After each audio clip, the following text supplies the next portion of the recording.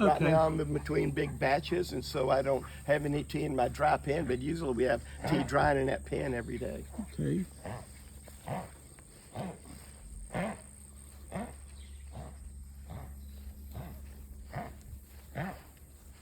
She does that constantly. Yeah, poor thing. That Now congestive heart that white failure. frame over there, Uh-huh. that's what's left of my cold frame. That's Oh. how I reproduced all my tea. I cloned it.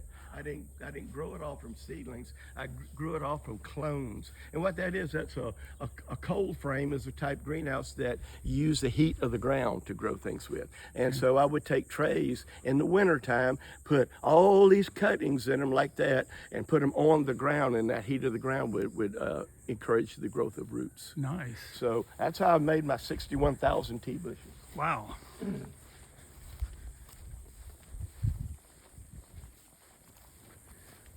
Looks like the doggies are leading the way, huh? You fell on my plant. Oh no. Oh, I had. It, anyway, that plant right there, I'll have to get that off of it. Yeah. That one with the big leaves in there, that's Right. an Assamica, Camellia Assamica, whereas most tea comes Camellia sinensis. Okay. So a Assamica has a lot bigger leaf to it. And I've got several more of those, but it don't make good tea. Assamica is what you use to flavor breakfast teas with. Okay. But walk on around there. This is...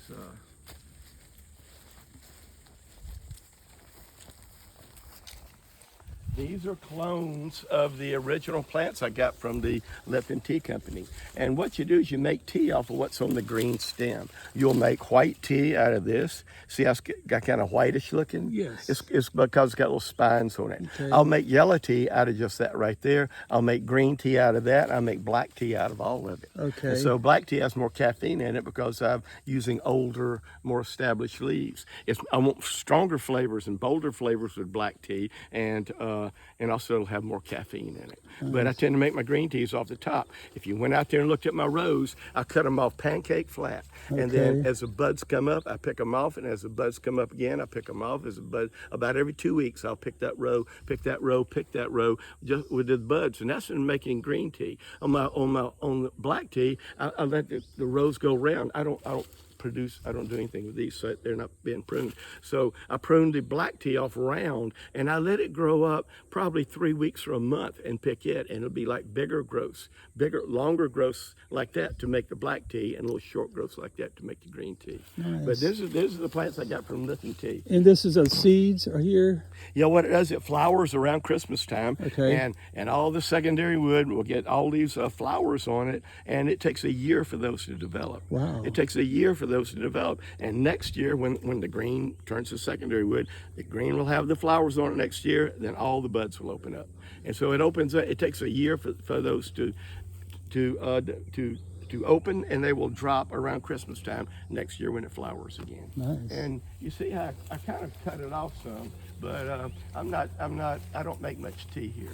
And you see, after you cut it off, see what happens? Right. It makes all these beautiful tops on it. Oh. See all these beautiful tops is Yeah. what you really want to make tea. The finest teas in the world would be made out of, they call it a bud and two leaves. And that would be the bud and two leaves. There's the bud and two leaves right there. And actually the stem right there is where it's the L-theanine factory. The L-theanine is what makes you, it gives it essential oil, it gives all tea its flavor, but it also, that's what makes you relax. Oh, let's have some tea, you know. Yeah. And it's the L-theanine in that. So the bud and two leaves is what people say they make their tea out of. But usually that's folklore, because you'd starve to death if you just use the bud and two leaves. Okay. You can look at the video, and they're picking magnolia leaves. You know. Okay. So they'll pick all of that. But these high quality things right here is what those little black teas that are all rolled up real hard. Mm-hmm. They're made out of just this part right there. Oh, nice.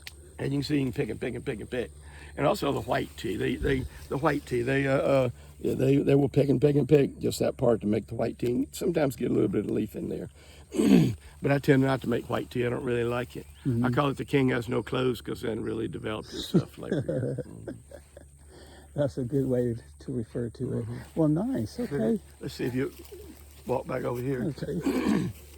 Yeah, someone gave me an Assamica plant, and that's just a part of one that's in there. Oh. I'll have to save it from the avalanche or whatever Okay. is falling on it.